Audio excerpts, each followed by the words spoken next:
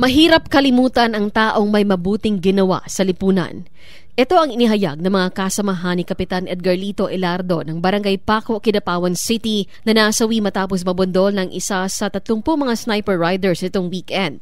Masasabi ng karamihan sa kanyang katrabaho na sa lahat ng dumaang punong barangay sa Paco, si Edgarlito Ilardo ang isa sa mga nagpakita ng malasakit at totoong pagserbisyo sa mga mamamayan. Sabi nila, hindi ito nagdadalawang isip na tumulong sa mga nangangailangan at hindi rin makakalimutan ang kabutihang gawain at asal na itinuro ni Kapitan Ilardo, lalo na sa mga taga-barangay Paco. Tinamong guula kay wadaan may kapitan nga. Sa tanang kapitan siya rin ang pinakawaayo diri. Pag nawala siya, sakit ko ay sa mga.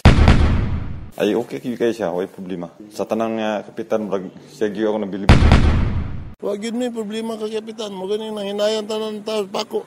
Luoy kaya mong kapitan. Butan kayo. Sobrang nalulungkot naman ang mga residente ng nasabing lugar dahil dito maring inihayag ng mga residente ang kanilang pakikiramay na nagsilbing malaking bahagi ng kaayusan at kaunlaran ng kanilang komunidad. Og sobra ka maayo ang giingon, super ka maayo si kapitan diri sa moa. Wa jud kay laing istorya ni kapit o kanang mga yutabang emergency nga naay kanang nagahasi diri nagamaoy. Si kapitan mahulbot gyud namo.